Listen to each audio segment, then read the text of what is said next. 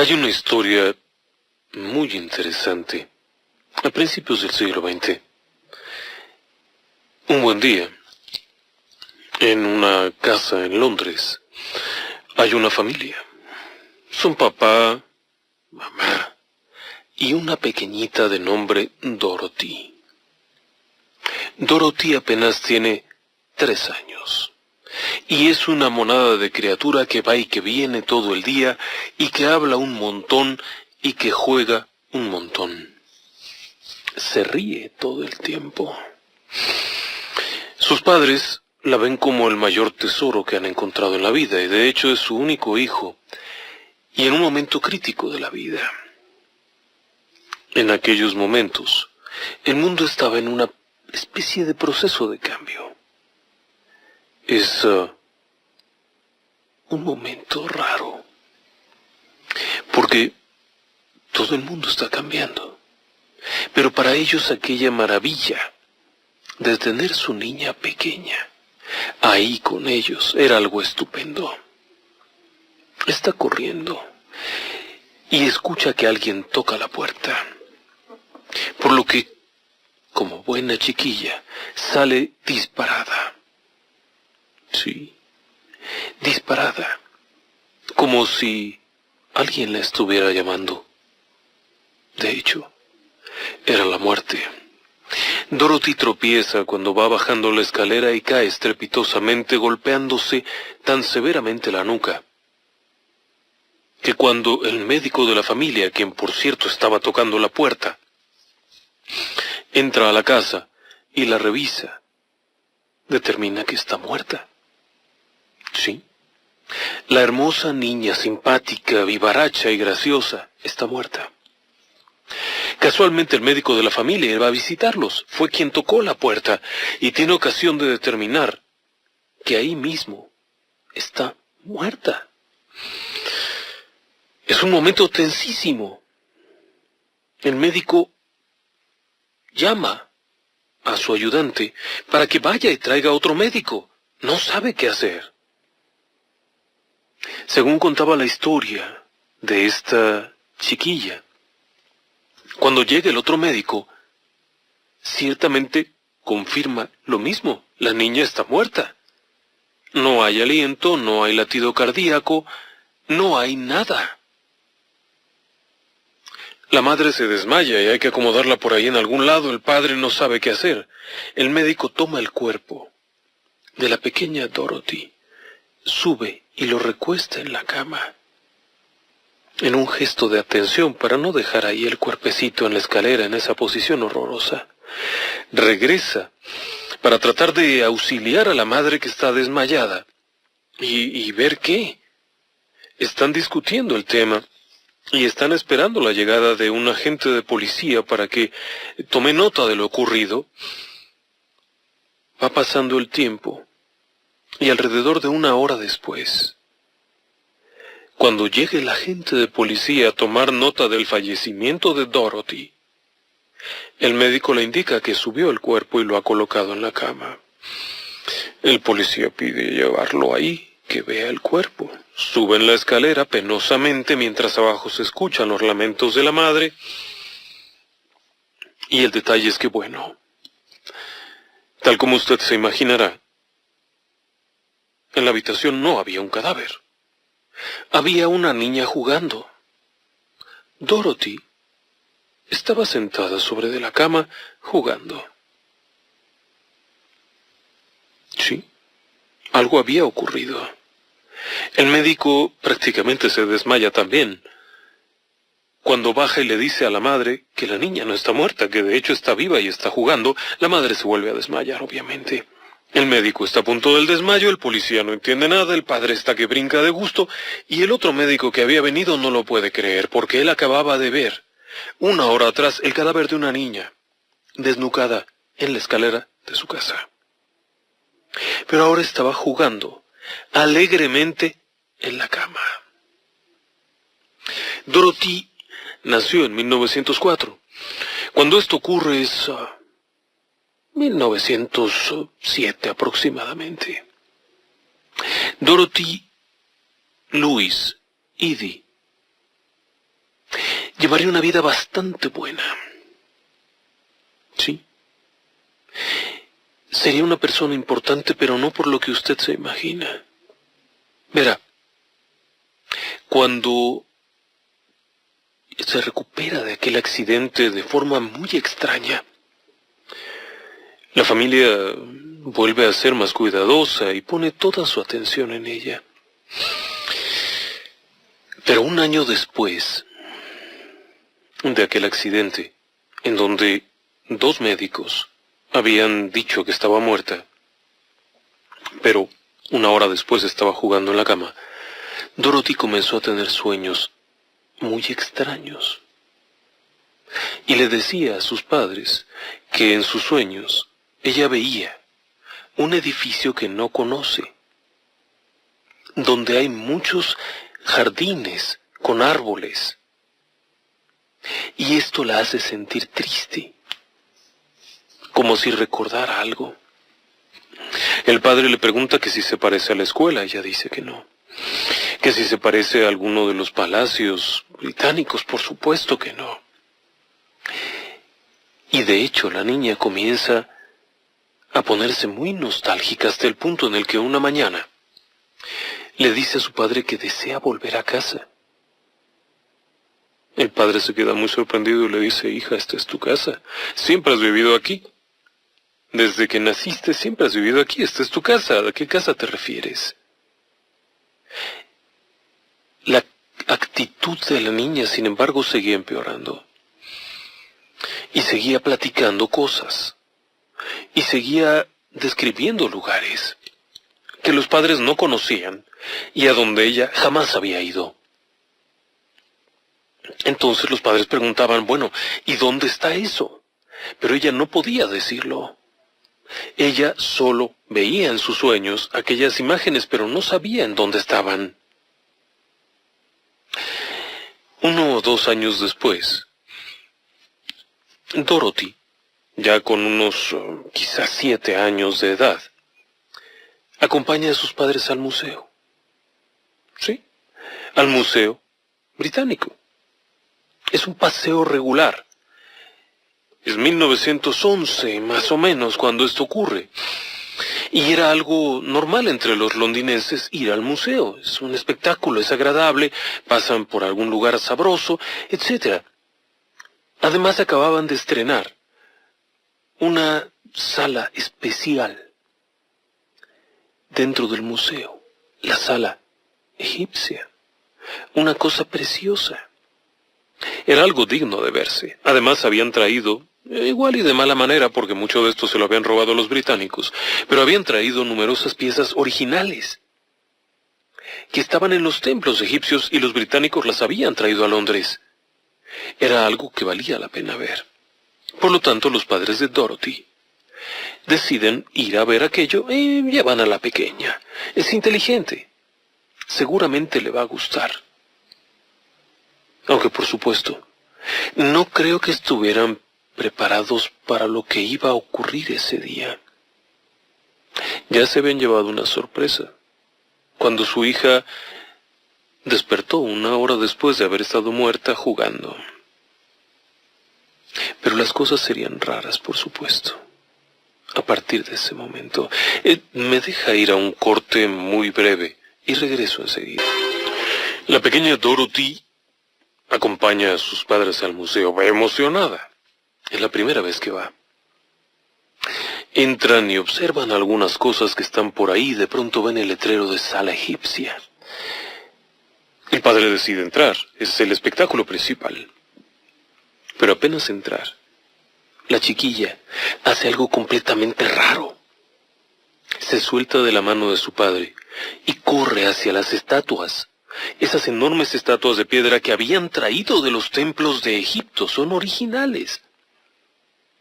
Se arrodilla y les besa los pies, al tiempo que sujeta fuertemente las piernas de las esculturas aquellas enormes de piedra.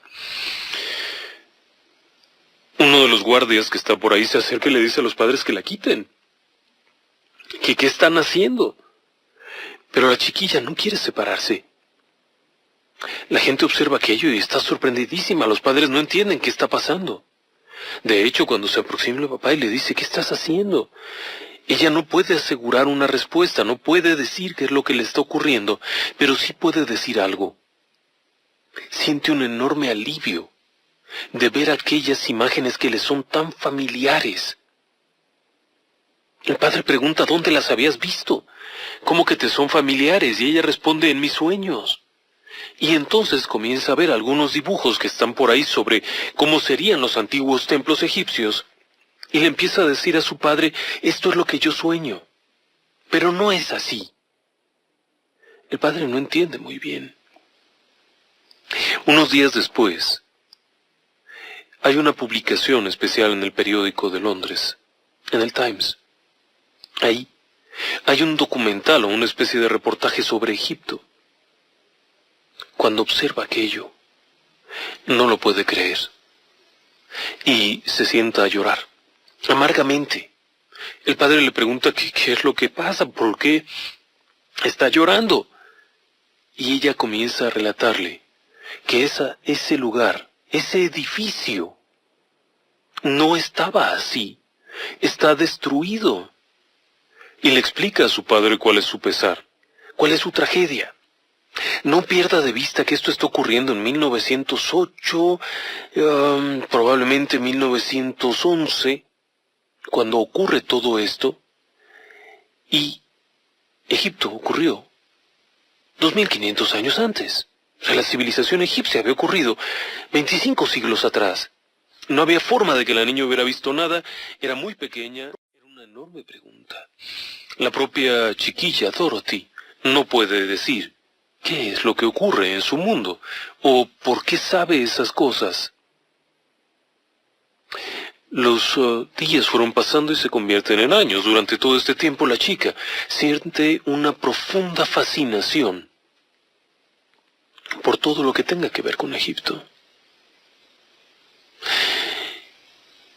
Y no solamente una fascinación extraña, sino una especie de recuerdos acerca del antiguo Egipto, como si supiera muchas cosas. De hecho, cuando leía un libro con frecuencia, parecía ya saber lo que ahí estaba. Cuando Dorothy cumple 14 años, viviría una experiencia que la marcaría de una forma todavía más diferente, todavía más inusual. Con 14 años tuvo un sueño. No es un sueño cualquiera. Estando dormida, sueña que aparece una persona con una especie de túnica blanca, con una capa azul, muy elegante.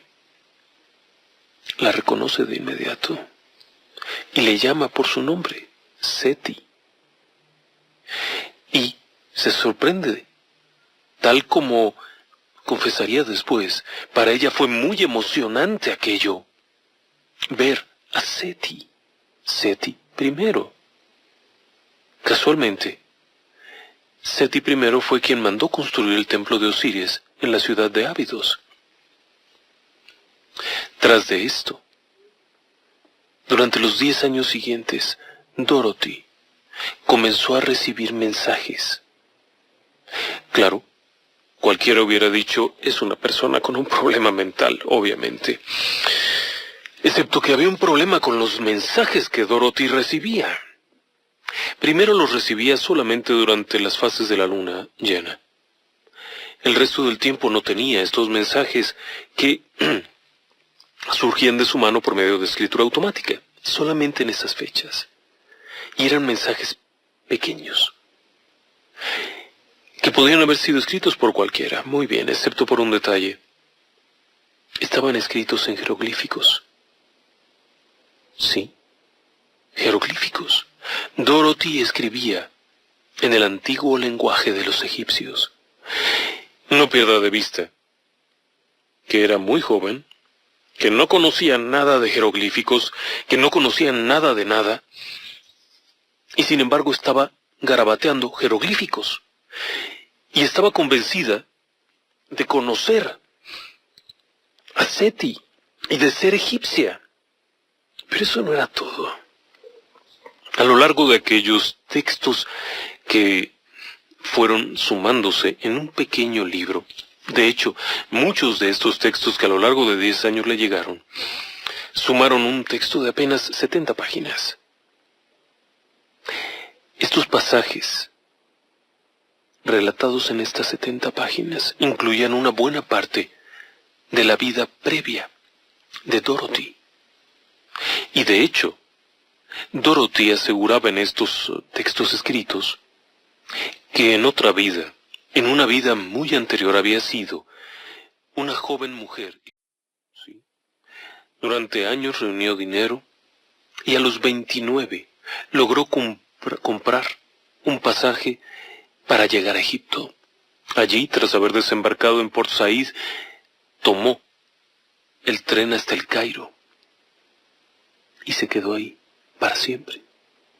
Durante años, esta dama se dedicó a trabajar en Egipto. Cabe señalar que para ese momento ella ya había estudiado y no era la primera cosa que hacía. No. Esta dama se había adentrado en el mundo de la egiptología y, entre otras cosas, había aprendido a descifrar sus propios jeroglíficos aquellos. Y también, a partir de una serie de cosas, logró ingresar al museo antes de ir a Egipto, en donde pudo estudiar de la mano de Ernest Wallis Budge, experto egiptólogo. Este hombre le enseñó todo lo que sabía. Cuando se muda a vivir al Cairo, con 29 años, ella ya conocía de esto, ya sabía de esto, pero no solamente por lo aprendido en el museo, ni de los egiptólogos, sino que ella, de hecho, era la que les explicaba muchas cosas. Oficialmente nunca se reconoció, pero Wallis, en más de una ocasión, afirmó que buena parte de lo que habían podido descifrar en muchos escritos, en tablillas, en jeroglíficos, en realidad lo había descifrado ella. Cuando se le preguntaba a ella, ella decía que simplemente había leído lo que había ahí, pero no había que descifrar nada, porque ella sabía leer jeroglíficos. Por supuesto, a partir de eso, su nombre dejó de ser Dorothy y se convirtió en Seti, la madre de Seti. Durante 20 años estuvo en esta zona. Participó prácticamente en todas las excavaciones que se hicieron en la meseta de las pirámides y en muchos lugares. Su trabajo fue sorprendente. Su investigación, además, estuvo llena de problemas porque otros arqueólogos se la copiaban. Pero realmente no le importaba. No era eso lo que ella amaba. Ella lo que quería era estar ahí. Esa era su casa. Puede parecer muy raro, pero en realidad, ella trabajaba en esos sitios. Pero sabe algo curioso. Conocía todos estos lugares, pero siempre afirmaba que su verdadero hogar estaba en Abidos.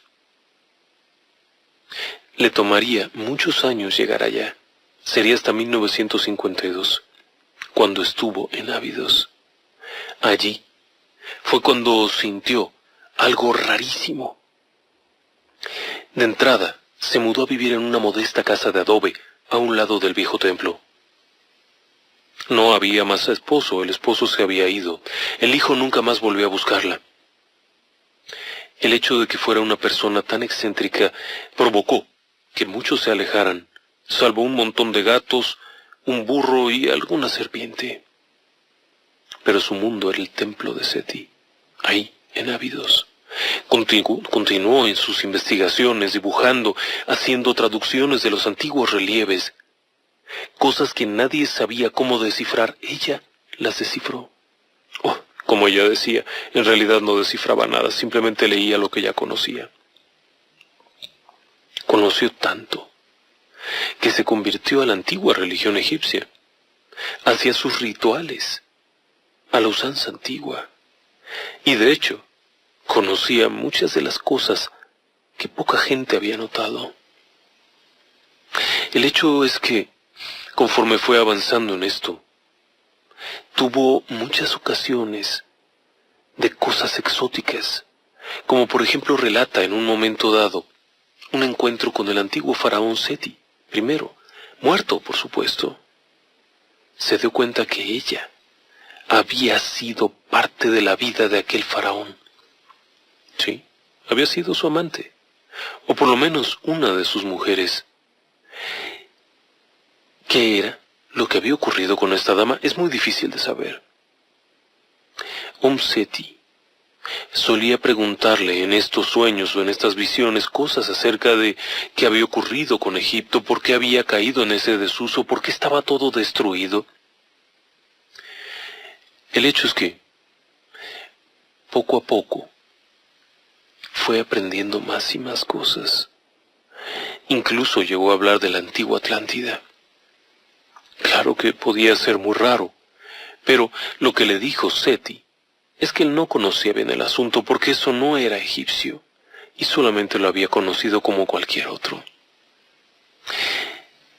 Tuvo estos encuentros raros que le fueron dejando marcas muy grandes. Fue aprendiendo cosas, pero también fue descubriendo cosas que nadie más intuía.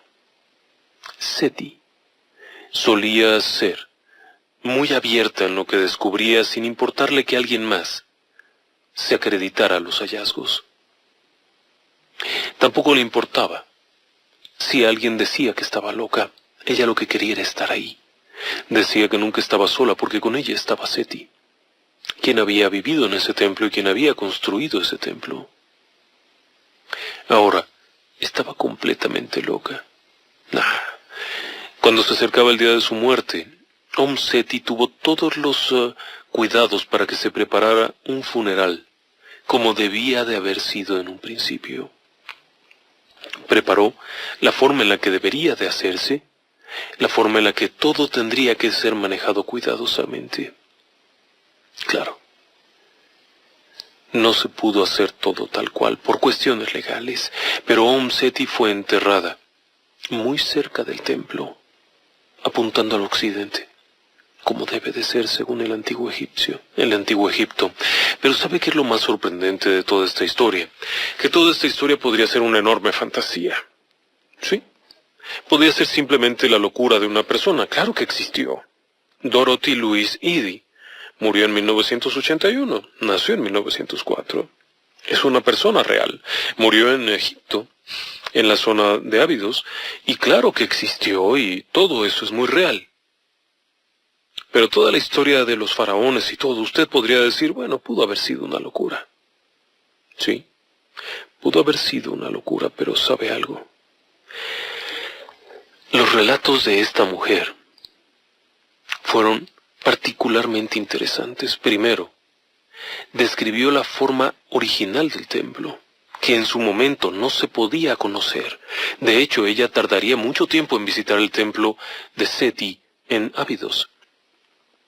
Ella no lo conocía, y mucho de lo que describió con anterioridad fue probado durante las excavaciones que se realizaron. Describió una serie de jardines, describió un túnel, describió varias cosas que serían descubiertos años después de que ella los describió. Incluso, describió, por ejemplo, una bóveda en donde habría registros históricos, ocultos, protegidos, que aún no ha sido descubierta. También fue describiendo, por ejemplo, que la gran esfinge de Giza, en realidad, no es la imagen del rey Kefren, sino de Horus, cosa que se acreditó en los años 90, mucho después de que ella había muerto. También, por supuesto, se hicieron otra serie de averiguaciones que esta mujer hizo y que se pudieron comprobar. Así que, ¿usted qué piensa? Dorothy Ely, alias Seti, a los 14 años podía leer jeroglíficos que nunca había visto. Describió cómo era la vida en el antiguo Egipto.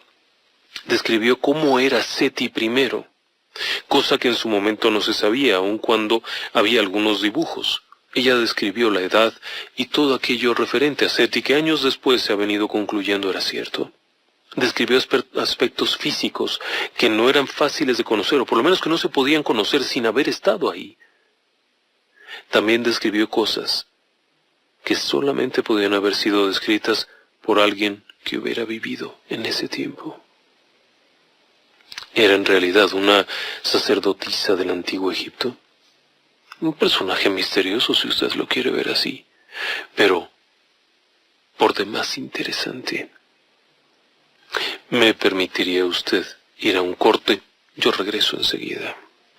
El caso de Dorothy es un caso muy inusual, porque presentó evidencia física de lo que afirmaba. Otros casos no llegan a ser tan notorios como si en realidad hubiera una especie de reencarnación. El pueblo egipcio sostenía eso, que habría un más allá, y que para llegar allá y recuperar su otra vida, tendrían que conservarse. Por eso era todo el proceso de momificación, para que aquellos sobrevivieran el más allá. Creían en esto. Y el caso de Dorothy Ile pareciera ser simplemente una mujer egipcia que había regresado del más allá. Y como bueno, ha habido numerosos casos. En otra ocasión, hace poco tiempo, no sé si usted lo recuerde, platicaba yo con usted de Iris Farksadi. Seguramente lo recordará. Ese era otro de tantos casos de aparente reencarnación, pero no exactamente de una reencarnación. El caso de Iris Farksadi fue más bien un caso de suplantación, como ella misma lo describiría. Pero como ese, hay otros casos similares. Adrian Finkelstein es un psiquiatra norteamericano de California. Este tipo aseguraba en su libro Sus vidas pasadas y el proceso de curación que a lo largo del tiempo ha podido identificar numerosos casos de personas que en algún momento parecieran haber reencarnado, y esto les afecta duramente. Asegura que, en su texto, que el hecho de descubrir que hubo una vida anterior puede afectar a un individuo de manera brutal, y que por lo tanto es menester dar un tratamiento a estas personas, un tratamiento diferente, por algún problema. Ciertos individuos no parecen olvidar completamente lo que haya ocurrido en su vida anterior, y esto en algún momento puede afectar duramente su permanencia en este mundo. Esa supuesta vida anterior o esa identidad anterior, si no se ha borrado por completo, afecta al individuo en el momento en el que se está viviendo. Por ello, este sujeto escribe este texto en donde asegura que es necesario que las personas que comienzan a recordar en algún momento cosas de ese estilo requieran una atención especial y que puedan entender las cosas que del pasado se están reflejando y que pueden dañar evidentemente a un individuo. Este hombre, Adrian Finkelstein, dedicó un buen tiempo de su vida a estudiar casos de personas que presentaban comportamientos inusuales, que pudieran tener alguna relación o por lo menos algún parecido con la idea de la reencarnación. Y él se encontró con un caso muy inusual. El caso de Robin Hall. Hall era descrito como un niño normal, un niño completamente sano, un niño sin ningún problema, que parecía enteramente sano, salvo por un detalle. Recordaba un idioma que no era el suyo, y de hecho, hablaba en un lenguaje completamente desconocido para su madre. Un buen día, siendo preescolar, o sea, un niñito chiquito, visita una escuela en donde, vaya, de manera deliberada lo llevan para que conozca a un hombre que es un profesor de lenguas asiáticas y lo escuche hablar. En ese momento, Robin simplemente está empeñado en que hablar en ese dialecto. Cuando escucha al profesor lo que está diciendo el niño, le dice: hombre, claro, lo conozco. El niño está hablando en un dialecto del Tíbet. El profesor conocía de todas aquellas regiones, de Oriente y todo esto, y decide contactar con otro conocido suyo que de hecho hablaba el dialecto del Tíbet. Cuando le presentan al niño, el niño comienza a hablar con aquel sujeto en el dialecto del norte del Tíbet. El problema es que la criatura jamás había salido de su casa. Era un niño pequeño, se había ido a alguna parte, había ido a la playa, no al Tíbet. Por supuesto que aquella gente quedó muy sorprendida, porque además esta criatura parecía conocer demasiados asuntos de aquellas regiones. No solamente el hecho en sí mismo de poder hablar en un dialecto que se habla en una región muy apartada del mundo solo por unos pocos, porque de hecho la población que habla ese dialecto en el norte del Tíbet es mínima. Son unos pocos. Y casualmente el niñito de 3 años lo hablaba. El problema es que vivía en California, así que no había mucho para dónde hacerse. Como sea, conforme van pasando los años, va relatando que él había estudiado muchos años en un monasterio y que por eso podía hablar el lenguaje tibetano. Pero el niño nunca había salido de su casa, por supuesto. Entonces va describiendo otras cosas. Y es asombroso. Describe un templo, un monasterio, en el Tíbet, en las montañas Kunlun, con tal grado de detalle que no podía ser casualidad. Algún tiempo después, aquel maestro de lenguas asiáticas visita la región del Tíbet. Y adivine qué.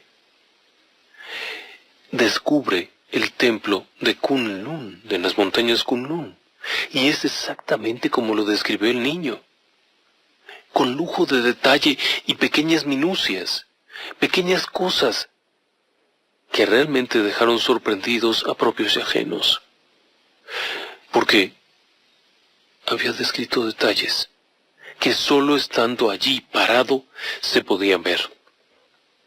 El niño no sabía su nombre. De hecho, no podía decir exactamente cómo llegar, porque si bien conocía el lugar, algo que ocurre con frecuencia es que los monjes son llevados de muy niños al templo y nunca vuelven a salir. O por lo menos si salen, salen en las inmediaciones, por lo que no saben realmente cómo llegar. Un asunto que parecería ser tan trivial, bueno, pues no lo tenía. Sin embargo, a pesar de que se trató de explicar que quizá había sido un fraude urdido por la madre para vender una buena historia, que quizá podría haber sido todo ello una equivocación y que el maestro de lenguas asiáticas en realidad no sabía lo que estaba diciendo, pues no. Aparentemente, este chiquillo sabía con claridad todo tipo de detalles de aquel lugar. Y además, no solamente los detalles, sino que recordaba cosas menores, cosas muy claras. El detalle es que, bueno, era muy pequeño. Tras haber encontrado esto, el profesor, aquel que descubrió el monasterio y todo, llevó al niño, fue guiándolo para que llegara con Finkelstein, el psiquiatra californiano, quien se especializa, entre otras cosas, en terapia de vidas pasadas, que es precisamente esta técnica rara.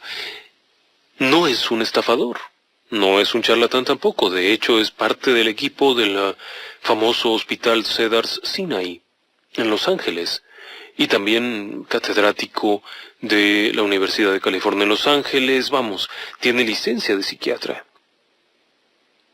Pero ¿sabe algo curioso? Alrededor de los 6 o 7 años, el niño dejó de recordar completamente lo que hubiera de esa vida pasada. Fue un caso muy emblemático, porque se recordaba a sí mismo como sacerdote, pero aparentemente de pronto todo aquello se desvaneció, como si su propia personalidad en algún momento hubiera ocupado el lugar que tenía, y así dejó de ser el antiguo sacerdote, si usted lo quiere llamar así, o monje tibetano, y regresó a ser quien siempre había sido. Es un caso de tantos, pero es un buen caso, y es muy interesante. Lo mismo ocurre con muchos otros sucesos, pero en algunos casos se puede hablar de reencarnaciones, como en el caso de Robin Hall, de este chiquillo, pero en el otro no era una reencarnación. En el de Dorothy Ely era ella recordando algo que había vivido. Fue un caso muy raro. A mí me sigue sorprendiendo mucho el caso de Dorothy Ely porque además ella hizo todo lo que necesitó hacer para volver a casa. Ella nunca olvidó aquello y durante años siguió insistiendo en que tenía visitas del antiguo faraón Seti I, e incluso en algún momento dado aseguró que había sido su concubina y que el faraón había regresado a exigir o a pedir sus derechos, algo todavía más inusual. Pero bueno, el faraón tenía 1500 años de muerto o alguna barbaridad así, así es que resultaba curioso. Por lo tanto, no todos los casos son o pueden ser explicados estrictamente como reencarnaciones. Como le decía yo, en los casos, por ejemplo, de Iris Farksadi, en donde platicábamos de esta suplantación de la personalidad, la realidad es que la chica que estaba en ese cuerpo, o sea, el cuerpo pertenecía a una jovencita de clase media, y de pronto se convierte en una mujer española, que habla español. Pero no es que hubiera sido una mujer española, sino que esa mujer muerta mucho tiempo atrás había ocupado el cuerpo. Era una suplantación de la personalidad. Y esto ha ocurrido en otros casos. Pero de eso le voy a platicar un poco más adelante. Si usted me acompaña, vamos a ir a un breve corte y regreso enseguida. Ahora, imagine usted que cuando su niñito precioso, varoncito de lo más lindo, comienza a hablar, lo primero que dice es pam. Bueno, en México sería normal, dale un bolillo y ya está. Pues no se refería a eso. De hecho, esta criaturita comienza a hablar, asegurando que no se llama Luke, no, se llama Pamela. Pero es muy pequeña. Este niño apenas tiene 2 años cuando comienza a hablar y comienza a decir cosas inusuales. La madre de este pequeño, Luke Ruhlman, originario de Cincinnati, en Ohio, en los Estados Unidos, quedó sorprendida cuando su hijo, tras un alegato, cuando la madre le pregunta ¿por qué dices que te llamas así si tú te llamas Luke? El niño responde, yo me llamaba Pam, pero me morí, fui al cielo, regresé, desperté, era un bebé y tú me pusiste Luke, pero mi nombre es Pamela. El niño tenía una seguridad asombrosa cuando decía esto. Así que comienza a preguntarle más detalles. Un buen día el niño le dice, yo era mujer y tenía el pelo negro. Usaba unos grandes aretes. ¿Y qué más? Iba dando datos. Por ejemplo, que era una persona de piel oscura. La madre rubia, la criatura rubia de ojos azules, le pregunta que a qué se refiere. Y el niño dice, mi piel era muy oscura. y señala a una persona afroamericana que va pasando. El caso es que aquello se va volviendo insoportable. La madre está desesperada, porque esta criatura va describiendo escenas de la vida de una mujer afroamericana a la que nunca han conocido. Pero conforme va pasando, el niño sigue dando detalles, como por ejemplo, que la mujer había muerto. La madre pregunta, ¿y cómo murió? Y el niño comienza a describir con detalle cómo había muerto en un incendio. Sonaba lógico. Un chiquillo que ve la tele se imagina, pero no.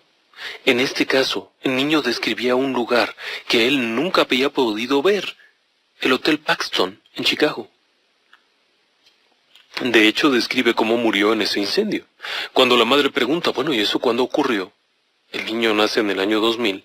Él responde en 1993. No pierda de vista que era muy pequeño. Cuando comienza a hacer estas descripciones y estos alegatos era muy pequeño. Apenas poco más de 2 años. El hecho es que va describiendo cosas, hasta que la madre no puede más y decide investigar un poco. Lo primero que hace es buscar alguna noticia acerca de un Hotel Paxton en Chicago. Y se sorprende al descubrir que en efecto había una noticia acerca del Hotel Paxton. No solamente encontró el dato, sino que encontró una noticia en donde efectivamente se hablaba de un incendio ocurrido en 1993 y, entre otras cosas, mencionaba que había habido 15 personas muertas. El incendio de 1993 había provocado la muerte de 15 personas. Pero, ¿cómo podía saber esto un niño tan pequeño que nunca había salido de casa? Era muy pequeño. No tenía forma de saber qué es lo que había ocurrido ahí o cómo había sucedido todo esto. La madre se queda muy sorprendida porque aun cuando no encuentra como tal una evidencia o por lo menos el nombre de la supuesta Pam, sí se sorprende de ver que el niño supiera que había habido eso. Entonces comienza a investigar un poco más. Trata de encontrar alguna evidencia de qué es lo que había ocurrido. Era algo muy raro, pero esto va guiando a la madre, quien se va metiendo cada vez más y va averiguando cosas, como por ejemplo, que en algún momento había habido una mujer que efectivamente se llamaba Pamela Robinson y que había muerto allí, en el Hotel Paxton. Esto era todavía peor, porque efectivamente la mujer había existido, había muerto en un incendio y había muerto en 1993. Todo lo que había dicho un chamaquito de poco más de 2 años era real. Entonces, podría haber sido simplemente que lo escuchó y le pareció interesante. Había un detalle poco conocido. Pamela Robinson no murió quemada. Murió al caer por una ventana. El hotel estaba en llamas, eso es cierto. No se quemó, sino que intentó escapar saltando o por lo menos saliendo por una ventana desde donde cayó, desde aquella altura y se mató. La madre le pregunta al niño, ¿y cómo fue eso? Y resulta que el chiquillo empieza a describirle cómo sintió el calor intenso, el humo que la sofocaba y decidió salir por la ventana. Y entonces, ¿qué pasó? Resbalé y cae muerta. Entonces, la madre comienza a intuir, bueno, pudo haber leído la nota, pudo haber oído algo, no puede ser. Consigue varias fotografías de personas afroamericanas y logra conseguir una fotografía de Pamela Robinson. Y le da al niño las fotos. Y le dice, ¿podrías decirme cuál de estas es Pamela? Y empieza a mover y a mover. Y de pronto le dice, esta, Vaya, todas estas gentes no las conozco, pero a ella sí. Esta soy yo. Y esta foto fue tomada en tal momento y de tal forma y no sé cuánto. La madre ciertamente estaba devastada. ¿Se trataba acaso de una reencarnación? Y si era cierto, ¿qué podía esperar? Esta mujer en su desesperación decide contactar a un médico de la localidad, a un especialista, a un psiquiatra, para tratar de averiguar un poco más, para ver qué había.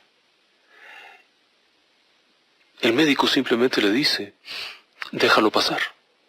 Sí, va a pasar. Y sí, de hecho, un buen día, cuando alcanza los 6 años, ya no hay más Pamela.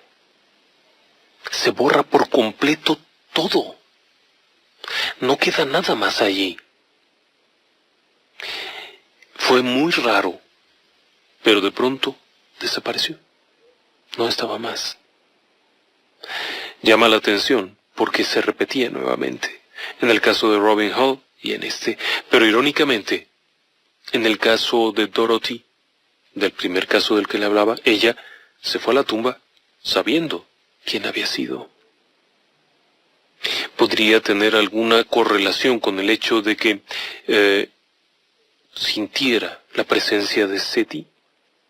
En los dos casos de los niños, ambos olvidaron por completo toda la información que poseían, alrededor de los 6 o 7 años.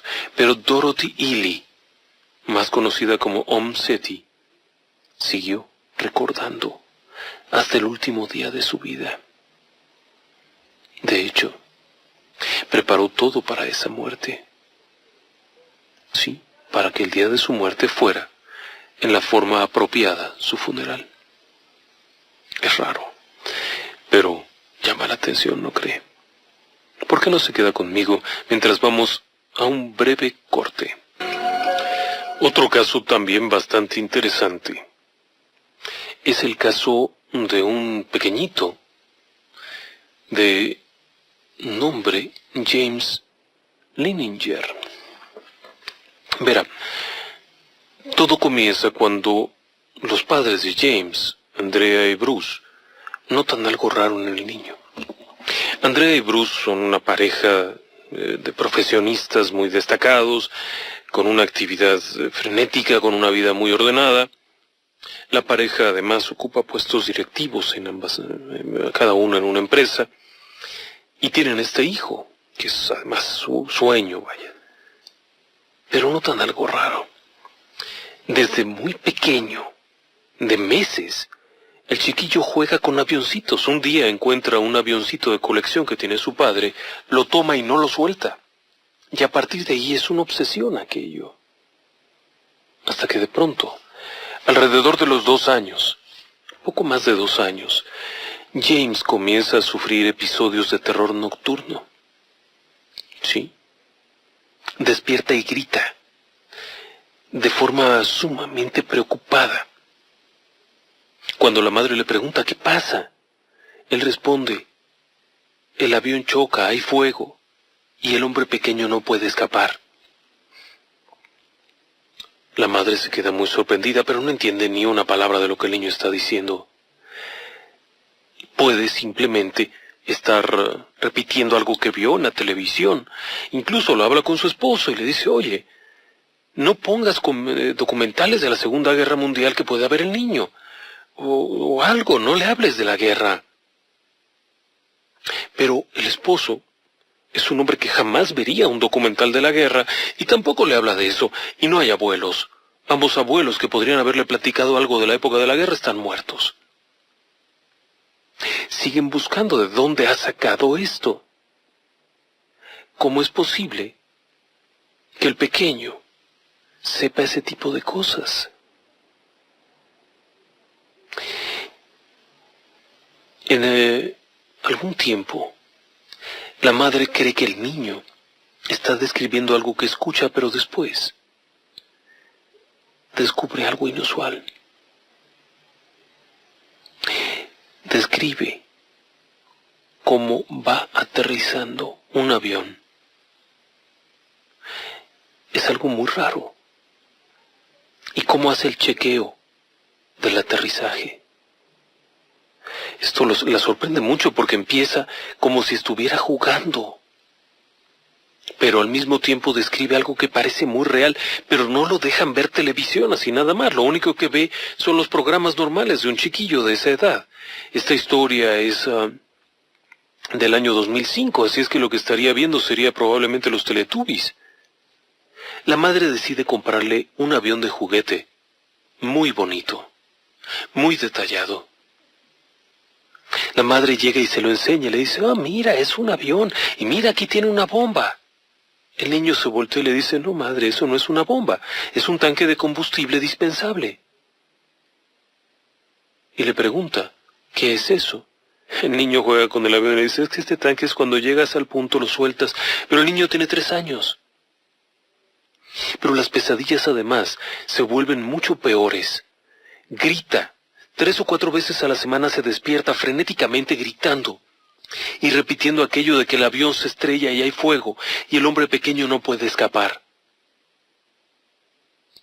Los sueños son tan violentos que el chiquillo está ojeroso, no come bien y se queda dormido en cualquier parte porque no puede descansar. Decide llevar al pequeño con Carol Bowman, una terapista local. Cuando le describen todo aquello, Bowman les pregunta si el niño ha visto películas y demás y le confirman que no. De hecho, el padre del pequeño es un pacifista, la madre tampoco gusta de esos temas y nadie gusta de esas cosas en su casa. Bowman no es una mujer muy religiosa, pero decide probar suerte y comienza a preguntarle qué es lo que te recuerda. El niño comienza a describir una serie de cosas de un pasado que no pudo haber sido por la edad. Y recordaba cosas muy inusuales. Sí, detalles muy claros de haber sido un piloto. De hecho, cuando comenzaba a quedarse dormido era cuando comenzaba a describir estos detalles. En una de esas ocasiones, comienza a describir que está volando en el Pacífico. Era un niño pequeño. Está volando sobre el Océano Pacífico cuando se topa con un avión japonés. Y describe cómo su avión fue alcanzado por el fuego del avión japonés. El padre le pregunta ¿qué avión volabas? Y él responde, un corsario. ¿Un corsario? Sí, esos aviones todo el tiempo tienen llantas ponchadas. Era un detalle muy inusual, porque el avión que se voló en el Pacífico, había muchos tipos de aviones, pero uno que fue muy conocido era el corsario. Y de hecho, y en muchos libros de historia, se decía que el corsario tenía un pésimo tren de aterrizaje y que las llantas solían reventar al tocar las cubiertas de los portaaviones. Eso no era tan extraño. El niño podría haberlo leído en alguna parte. Pero entonces le describe otra cosa. En otra de esas noches antes de dormir, le dice que él era parte de la tripulación del Natoma. Sí. Y que volaba con Jack Larson. Eran datos bastante inusuales. El Natoma, de hecho, era un portaaviones pequeño. Eran conocidos como portaaviones de bolsillo. Y no era muy conocido, de hecho, fue desarmado poco tiempo después de la guerra, no pasó a la historia por ser un barco destacado. ¿Cómo podía saber semejante cosa el niño? Su padre descubre que el Natoma Bay efectivamente era un barco que llevaba aviones tipo corsario, que estuvo en el Pacífico, y descubre en una lista que Jack Larson existía. Sí, no solamente existió, sino que seguía vivo, y vivía en Arkansas. Y entonces, aquello era una locura. Acababa de descubrir algo que un niño de 3 años le había descrito. Conforme van pasando los días, encuentra muchos detalles Un día su hijo le dice que su avión fue derribado durante la toma de Iwo Jima. Esto le llama la atención y pregunta cómo era aquello. Y entonces el niño comienza a describirle que se encontraba en Iwo Jima y que bueno, había sido derribado, que de hecho su nombre era James, y ponía el número 3. Esto era raro, porque efectivamente el chiquillo se llamaba James, pero cuando le pregunta exactamente quién es, el niño responde, James Hudson. El padre descubre que efectivamente, durante el asalto a Iwo Jima, solamente había habido un corsario derribado, que pertenecía al Natoma, y era James Houston, quien casualmente era James Houston III. Eso era algo muy raro. Conforme fueron pasando los días, fueron investigando más cosas. Por ejemplo, ¿quién era el hombre pequeño? Resulta que este misterio de cerca de todos estos informes concluye cuando finalmente logran encontrar a Jack Larson. Sí, al piloto aquel, un anciano que vivía en Arkansas. Cuando le preguntan una serie de cosas, el hombre comienza a describir. Y en un cierto momento, el padre del pequeño le dice, oiga, ¿quién era hombre pequeño? James Houston. Le decíamos Little Boy, hombre pequeño. Little Man, hombre pequeño. Este caso hasta hoy no ha podido ser del todo denegado. Ha habido afirmaciones por parte de los escépticos que aseguran que todo esto es parte de un mito, que todo esto se lo ha imaginado el niño, que todo esto ha sido inducido por los padres, como para vender una buena historia, excepto que hay demasiados datos que no parecieran embonar. En fin, que es una buena historia. Ojalá y la haya disfrutado. Por el momento es momento de despedirnos de ustedes, deseándoles la mejor de las noches. Hasta pronto.